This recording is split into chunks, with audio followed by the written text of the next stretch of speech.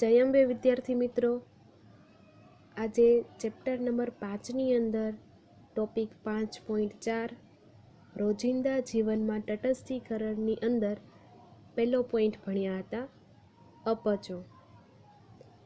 અપચોમાં કઈ પ્રક્રિયા થતી હતી? જઠરની અંદર હાઇડ્રોક્લોરિક એસિડનું પ્રમાણ વધી જવાથી અપચો થતો હતો. તો આપણે એન્ટા એસિડ ગુણધર્મ ધરાવતો મિલ્ક ઓફ મેગ્નેશિયા દવા તરીકે લઈએ છીએ. એના કારણે તટસ્થીકરણ થઈને એસિડની અસર ખતમ થઈ જતી હતી. તો એવી જ રીતે આજે બીજું ઉદાહરણ ભણવાનું છે, કીડીનું કરડવું, આન્ટ બાઇટ. એની અંદર શું થાય છે? તો જ્યારે કીડી કરડે છે ત્યારે તે આપણા ચામડીની અંદર ફોર્મિક એસિડ નામનું એસિડિક દ્રવ્ય દાખલ કરે છે. એટલે આપણે સમજીએ, કીડીના ડંખમાં ફોર્મિક એસિડની હાજરી હોય છે. જ્યારે કીડી આપણા શરીર ઉપર ડંખ મારે છે ત્યારે એના ડંખમાં રહેલું ફોર્મિક એસિડ આપણા શરીરની અંદર પ્રવેશ કરે છે. ફોર્મિક એસિડ એક એસિડિક દ્રવ્ય છે. આપણા શરીરની અંદર એ દાખલ થાય છે. એના કારણે જે એરિયામાં ડંખ માર્યો હોય તે એરિયા ફૂલી જાય છે, થોડીક બળતરા થાય છે. તો આ એસિડની અસર આપણે દૂર કરવી છે.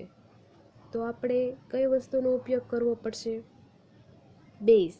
કારણ કે એના ડંખમાં એસિડ હાજર છે, તો કોઈ પણ આપણે એવો બેઝ નક્કી કરવાનું છે કે જે આ એસિડની અસર દૂર કરતું હોય છે. તો અહીંયા તમારા સવાલની અંદરના જવાબમાં એમ કીધું છે કે આપણે આ ફોર્મિક એસિડને દૂર કરવો છે, એની અસરને દૂર કરવી છે, તો આપણે બેકિંગ સોડા, એનું રાસાયણિક નામ છે sodium hydrogen carbonate. Baking soda એ બેઝ છે. એ તમારી પાસે હોય તો જે ભાગમાં ડંખ માર્યો છે, જે ભાગ ફૂલી ગયો છે, તે ભાગ ઉપર થોડુંક ઘસવાનું. એના કારણે એસિડની અસર દૂર થઈ જાય છે. જો તમારી પાસે બેકિંગ સોડા ન હોય તો કેલેમાઇન ચાલે. તો કેલેમાઇન હોય તો તમારે કેલેમાઇનના દ્રાવણને ચામડી પર થોડુંક ઘસવાનું.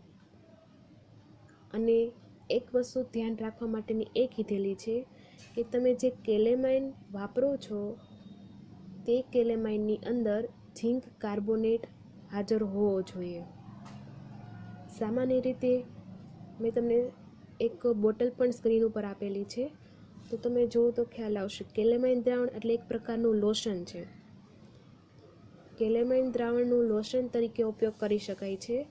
જેમ કે કોઈ ભાગ, તમને કોઈ શરીરનો ભાગ છે કે દાઝ્યા હોય, બળતરા થતી હોય, સૂજન આવી હોય, તો એ ભાગ ઉપર આ કેલેમાઇનનું સોલ્યુશન અથવા કેલેમાઇન લોશન તમે લગાડો તો રાહત મળે છે.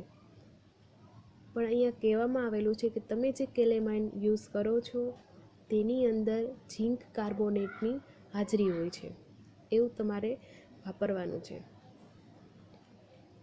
ઝીંક કાર્બોનેટ શું કરશે? ઝીંક કાર્બોનેટ જે કીડીના ડંખમાં રહેલો ફોર્મિક એસિડ તમારા શરીરની અંદર પ્રવેશ કરી દીધેલો છે, તો એ એસિડની અસરને તે ઓછી કરી નાખે છે. એટલે શું કે ફોર્મિક એસિડ અને ઝીંક કાર્બોનેટ વચ્ચે પ્રક્રિયા થઈ એટલે તટસ્થીકરણ થઈ જવાનું છે. આના કારણે જે ભાગ ફૂલી ગયો છે, બળતરા થાય છે, ઓછી થઈ જાય છે. તો અત્યાર સુધી તમે બે ઉદાહરણ જોયા. પહેલું અપચો, જે આપણા શરીરની અંદર કઈ રીતે તટસ્થીકરણ થાય છે એનું પીવાથી. પછી કીડીનું કરડવું, તો તમને એના માટેના બે ઉદાહરણ આપેલા છે, બેકિંગ સોડા અને ઝીંક કાર્બોનેટ ધરાવતું કેલેમાઇન. તો આ બે વસ્તુથી તમે કેવી રીતે તટસ્થીકરણની પ્રક્રિયા જોઈ શકો છો. હવે આગળ વધીએ. જમીનની માવજત, સોઇલ ટ્રીટમેન્ટ. આપણે જમીનને કેવી રીતે સાચવવી જોઈએ એ વસ્તુ આપણને કહેવામાં આવેલી છે. તો આપણે જમીનને ફળદ્રુપ રાખવા માટે સામાન્ય રીતે આપણે ખાતર નાખતા હોય છે, કુદરતી ખાતર નાખતા હોય છે, રાસાયણિક ખાતર નાખતા હોય છે. અહીંયા તમને એમ કહેવામાં આવેલું છે કે આપણે રાસાયણિક ખાતરનો વધુ પડતો ઉપયોગ કરીએ તો એના કારણે જે જમીન છે એ એસિડિક બની જાય છે.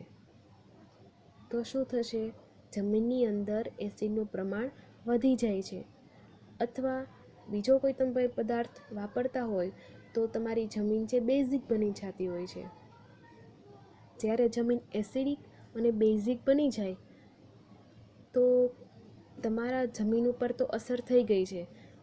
એના કારણે જે પાક જે તમારા જમીનની અંદર ઉગવાનો છે અથવા છોડવાનો વિકાસ થવાનો છે એ સારી રીતે વિકાસ નહીં થાય, કારણ કે તમારી જમીન એસિડિક બની ગઈ છે અથવા તમે બીજો કોઈ એવો રાસાયણિક પદાર્થ વાપરતા હોય, એટલે કે રાસાયણિક ખાતર વાપરતા હોય તો તમારી જમીન બેઝ પણ બની જતી હોય છે.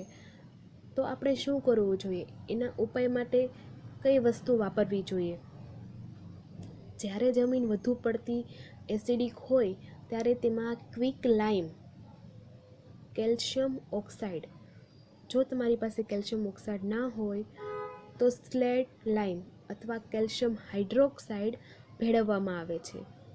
કઈ જગ્યાએ ભેળવવામાં આવે છે? જમીનની અંદર. જ્યારે તમારી જમીન વધુ પડતી એસિડિક થઈ ગઈ હોય તો કેલ્શિયમ ઓક્સાઇડ અથવા કેલ્શિયમ હાઇડ્રોક્સાઇડ ભેળવવામાં આવે છે. આ બંને એ બેઝ વસ્તુ છે. હવે અહીંયા પ્રક્રિયા શું થવાની છે?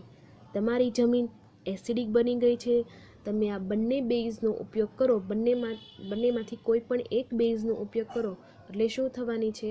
એસિડ અને બેઝ વચ્ચે પ્રક્રિયા થશે અને તટસ્થીકરણ થઈ જશે. આના કારણે તમારી જમીન નોર્મલ બની જશે. પછી એમ કહેવામાં આવેલું છે, જો તમારી જમીન બેઝિક હોય તો તમારે શું કરવું જોઈએ? જો તમારી જમીન વધારે પડતી બેઝિક બની ગઈ હોય તો તેમાં કાર્બનિક દ્રવ્ય ઉમેરવા જોઈએ. કાર્બનિક દ્રવ્ય એટલે કે કમ્પોસ્ટ, સેન્દ્રિય ખાતર. આ ખાતર તમે વાપરવાથી તમારી જમીન એસિડિક બની જશે, એટલે કે તમારી જમીન બેઝિક હશે તો આ કાર્બનિક દ્રવ્યો, આ જે કાર્બનિક દ્રવ્યો છે એની અંદર એસિડની હાજરી હોય છે. તો જમીન બેઝ, કાર્બનિક દ્રવ્યો એસિડ, આ બંને વચ્ચે પ્રક્રિયા થવાથી તટસ્થીકરણ થઈ જાય છે. તો શું થવાનું છે કે કાર્બનિક દ્રવ્યો છે એ એસિડને મુક્ત કરે છે, કારણ કે કાર્બનિક દ્રવ્યોની અંદર એસિડ હાજર હોય છે. તો આ એસિડના કારણે જેથી તમારી જમીન છે એ કુદરતી રીતે તટસ્થ બની જાય છે. જમીનની માવજતની અંદર તમને બંને પોસિબિલિટી કહેવામાં આવેલી છે. બંને પ્રકારની પ્રોબ્લેમ હશે એને કઈ રીતે તમારે સોલ્વ કરવાની. જો તમારી જમીન વધુ પડતી એસિડિક બની ગઈ હોય તો બેઝ વાપરવાનું. જો તમારી જમીન બેઝ બની ગઈ હોય તો એવા એસિડિક પદાર્થ વાપરવાના, જેથી તમારી જમીન કુદરતી રીતે તટસ્થ બની જાય. એના પછી ફેક્ટરી વેસ્ટ. ફેક્ટરી વેસ્ટ એટલે કે કારખાનામાંથી નીકળતો કચરો, વધારાનો કચરો. ઘણીવાર ફેક્ટરીમાંથી જે નીકળતો કચરો હોય એસિડિક હોય છે, તો આવા કચરાને સીધો જ પાણીમાં તમે વહેડાવી દો, એટલે સીધો જ પાણીમાં એનો નિકાલ કરી દો તો શું થાય? ફેક્ટરીમાંથી જે નીકળતો કચરો છે તમે સીધો જ પાણીમાં નાખી દો તો જે પાણીની અંદર વસવાટ કરતા જીવો, જેમ કે માછલી હોય, દેડકો, અન્ય જળચર જેવા નાના નાના જીવ છે એનો નાશ થઈ જાય છે. કેમ નાશ થઈ જાય છે? કારણ કે એસિડનું પ્રમાણ, આ કચરાની અંદર એસિડનું પ્રમાણ વધારે હોય, ઓછું હોય, તો પાણીની પીએચ જળવાતી નથી. તમને ખબર છે પાણીની પીએચ 7 હોય છે, નોર્મલ હોય છે. તો એસિડના કારણે પાણી એસિડિક બની જાય છે. તો માછલી છે, અન્ય એવા જળચર છે, તો એનું જીવન શક્ય નથી રહેતું, કારણ કે પોતાનું વાતાવરણ જે પાણીમાં જીવતો હોય છે તો એસિડિક પાણી થઈ જાય તો એના માટે અનુકૂળ આવતું નથી. આના કારણે જીવોનો નાશ થઈ જાય છે. તો આ ન થાય એના માટે આપણે શું કરવું જોઈએ? તો તમારે જે ફેક્ટરીમાંથી નીકળતો કચરો છે એની અંદર એવા બેઝ પદાર્થો ઉમેરવાના, જેથી કરીને તમારો કચરો છે તટસ્થ બની જાય. તટસ્થ બની જાય એના પછી તમારે પાણીની અંદર નિકાલ કરવાનો હોય છે. તો અહીંયા તમારે બેઝિક પદાર્થો કોઈ પણ લઈ શકો છો.